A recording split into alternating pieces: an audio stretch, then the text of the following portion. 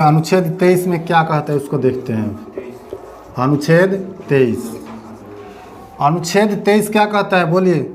अनुच्छेद 14 से 18 तक समता एवं समानता का अधिकार, ये आपका प्रथम मौलिक अधिकार था। लेकिन दूसरा मौलिक अधिकार क्या है? स्वतंत्रता के अधिकार, जो कि 19 से लेकर 22 तक, तो ये बता दिए थे। तो 2 मौलिक अधिकार आपका बता दिए। टोटल मौलिक अधिकारों की संख्या कितना? 6 गो। बच गया कै गो? 4 गो। तीसरा मौलिक अधिकार क्या है आपका?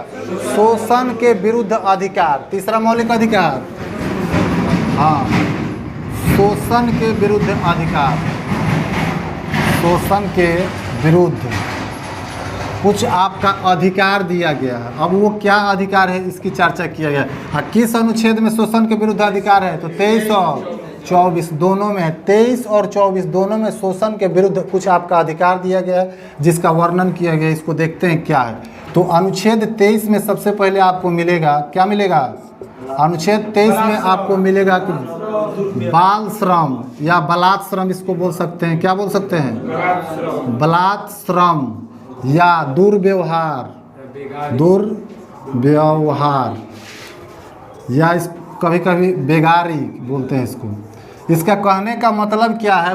मतलब कि बलात् श्रम, दुर्व्यवहार, बेगारी। बलात् श्रम क्या होता है? जबरदस्ती किसी से आप काम नहीं करवा सकते हैं बिना उसके मर्जी से। किसी से ज़बरदस्ती, जैसे मान के चलिए कि किसी से कोई काम करवाना है, हमको घर में ईंटा जोड़वाना है, तो किसी से गए कहें कि चलो हमारे घर में ईंटा जोड़ना है, तो उसका मन करेगा तो जाएगा, नहीं मन करेगा तो नहीं जाएगा। आप ज़बरदस्ती उसको नहीं लेके जा सकते हैं। किसी भी मजदूर को ज़बरदस्ती आप बाध्य नहीं कर सकते हैं मजदूरी करने के लिए। तो उसको क्या बोलते हैं? बलात् श्रम, यानी ज़बरदस्ती श्रम करवाना, मेहनत करवाना। तो बलात् श्रम में आपका अनुच्छेद 23 भारतीय संविधान में ये कहा गया है कि बलात् श्रम, ज़बरदस्ती आप किसी से काम नहीं करवा सकते हैं। अगर वो अपनी इच्छा से करना चाहता है तो करवा लीजिए, कोई बात नहीं है। अब मान के चलिए यही में कोनो रूम में काम करवाना, पेंटिंग करवाना है, किसी को ला कर बोले पेंट करना है, तो उसको मन करेगा तो कहेगा ठीक है सर पेंट कर देंगे। लेकिन जब हम कहेंगे कि दिन भर पेंट किया, और मन करेगा कि कहेंगे दिन में नहीं सधा, तो काम करो रातों को पेंट करो, हम पैसा देंगे तुमको, तो उसको मन करेगा तो ओवर टाइम काम करेगा, और नहीं मन करेगा तो नहीं करेगा। तो उसके ऊपर मतलब डिपेंड करता है। उसको बोलते हैं बलात् श्रम। किसी भी व्यक्ति के साथ आप जबरदस्ती काम नहीं करवा सकते हैं। भारतीय संविधान के किस अनुच्छेद के तहत? 23 के तहत। आगे इसी में चर्चा किया गया है दुर्व्यवहार। 5 आदमी मिलकर किसी एक व्यक्ति के साथ गलत व्यवहार नहीं कर सकते हैं, या 2 आदमी मिलकर किसी एक आदमी को गाली नहीं दे सकते हैं। इसको बोलते हैं दुर्व्यवहार। अगर कोई ऐसा करता है तो भारतीय संविधान के अनुच्छेद 23 के अनुसार आपका शोषण कर रहा है। तो जब शोषण करेगा तो आप डायरेक्ट कहाँ जा सकते हैं? High court, supreme court. अनुच्छेद 226 के तहत हाई कोर्ट, अनुच्छेद आपका 32 के तहत सुप्रीम कोर्ट में। ये दोनों दरवाज़ा खटखटा सकते हैं। कोई आपसे ज़बरदस्ती कोई काम करवाए तब, या आपके मौलिक अधिकार का हनन करे तब। लेकिन ऐसा अमूमन गांव में होता नहीं है। अगर होता भी है तो मर्जी से लोग काम करते हैं, ज़बरदस्ती काम नहीं होते। पहले होता था बंधुआ मजदूर, मानव तस्करी। क्या होता था? मानव तस्करी। मानव को क्या किया जाता था? मानव तस्करी का मतलब होता है व्यापार करना, मनुष्य का व्यापार। बच्चों से क्या किया जाता था? बच्चों को इधर से बच्चा चुरा करके उधर बेच दिया जाता था। उन बच्चों से जो काम नहीं करवाना चाहिए वैसे वैसे काम करवाया जाता था।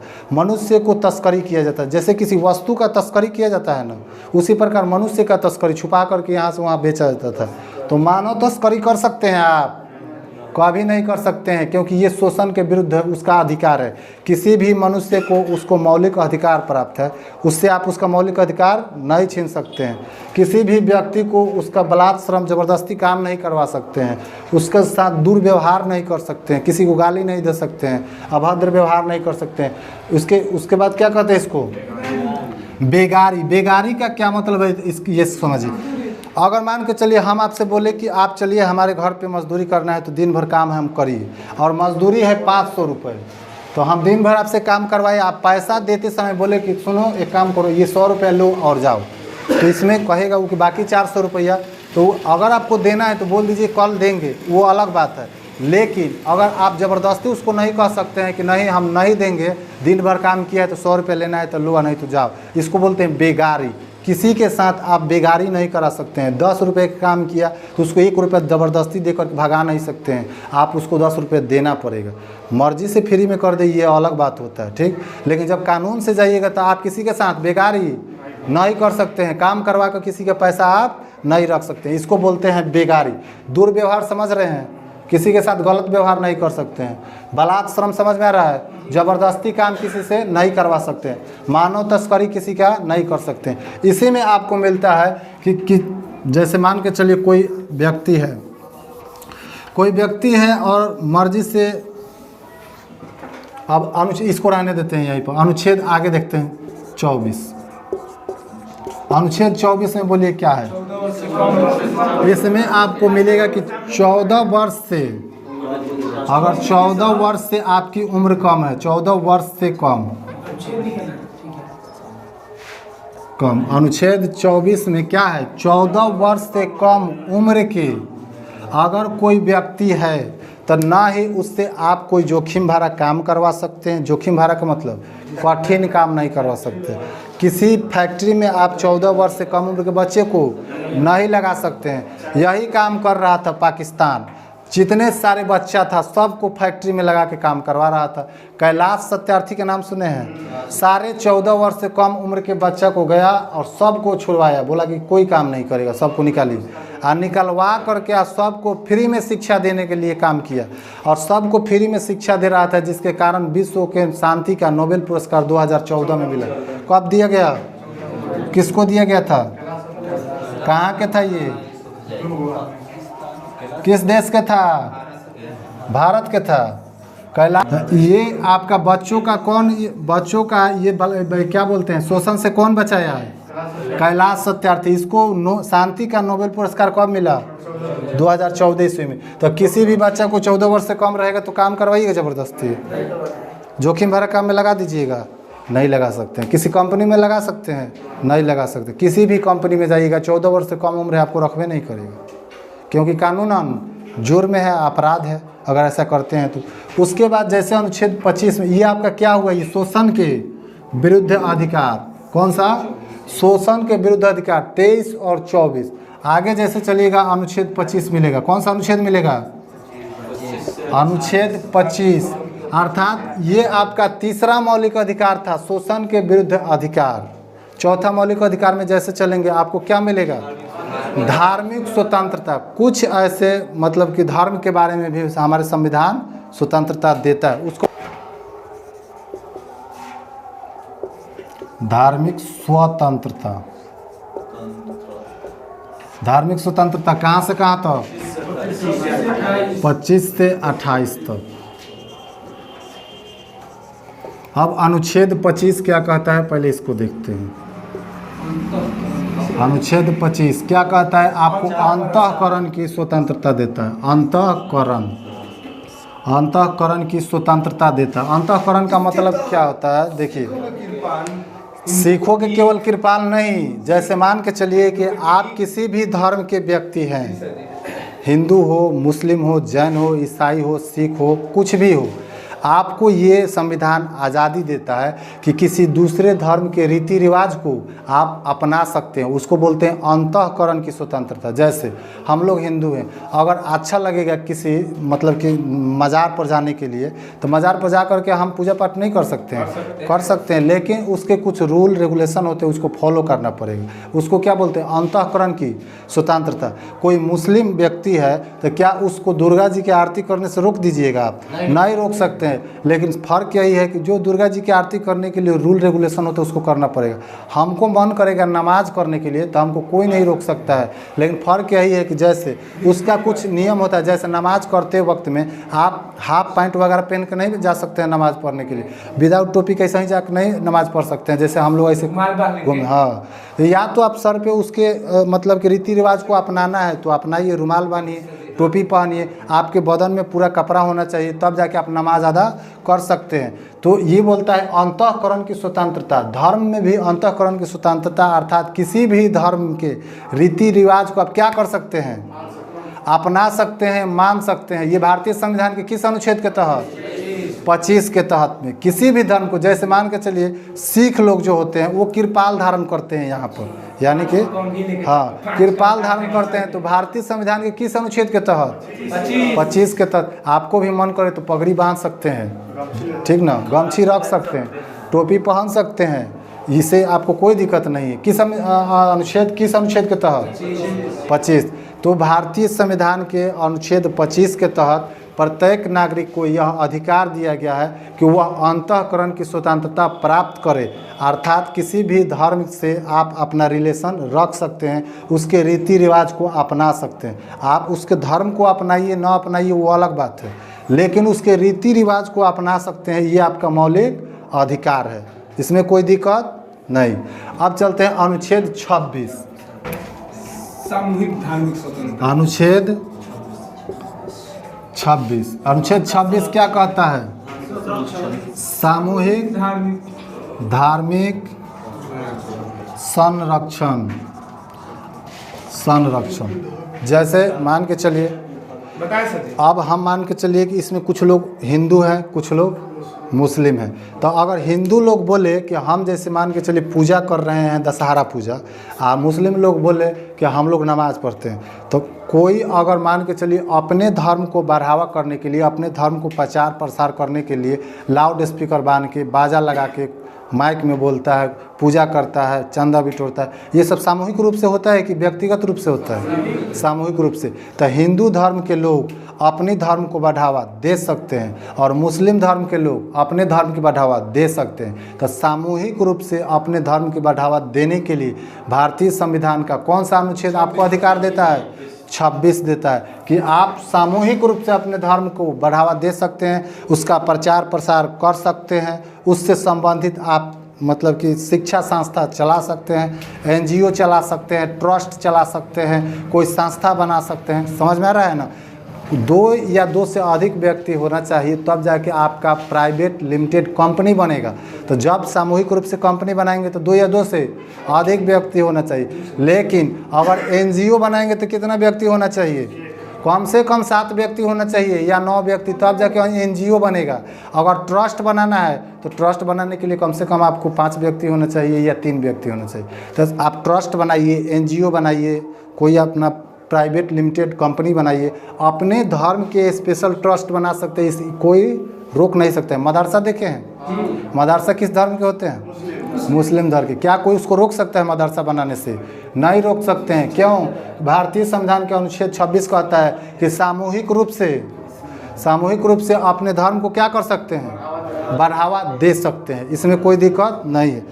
अब यहाँ से जैसे आप अनुच्छेद 27 में चलिएगा, अनुच्छेद 27 क्या कहता है, इसको देखते हैं। अर्थात धार्मिक संपत्ति पर टैक्स कभी नहीं लगा सकते हैं, टैक्स फ्री। धार्मिक संपत्ति पर टैक्स कभी नहीं लगा सकते हैं आप, सरकार भी नहीं लगा सकता है। जैसे अभी राम जन्मभूमि जो है उसका राम मंदिर बन रहा है ना, तो अदालत ने ये फैसला सुनाया कि एक राम जन्मभूमि का एक ट्रस्ट बनाइए।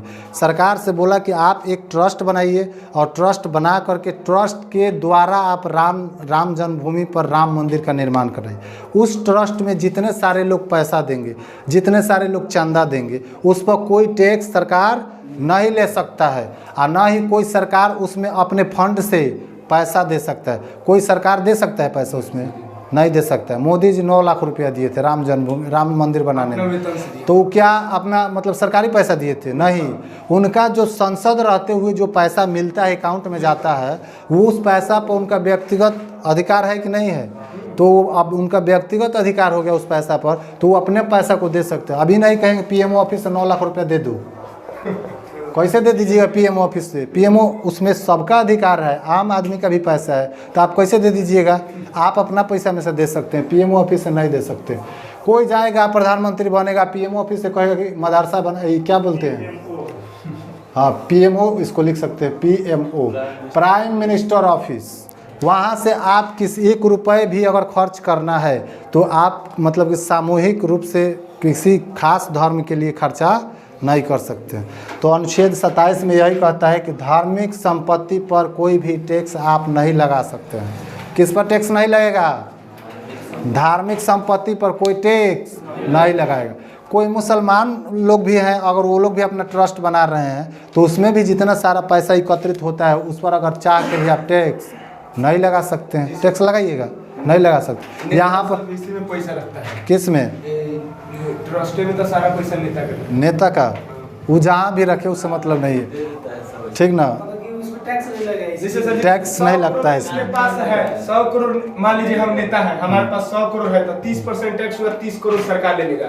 उस 30 करोड़ से बचने के लिए वो ट्रस्ट में पैसा डालेगा, कहेगा कि अब 2 करोड़ रख लीजिएगा, 98 करोड़ हमको चुनाव। तो उस सब जितना चोर नेता होता है उस सब का दिमाग चलता है उससे। जितना चोर नेता होगा ना वो सब दिमाग उसका चलता है। ईमानदार नेता वैसा कभी नहीं करेगा। करोड़पति बनिए तो सरकार को टैक्स में दीजिए, ट्रस्ट में पैसा जमा कीजिए। अनुच्छेद 28 में चला जाए, चलिए ध्यान दीजिए।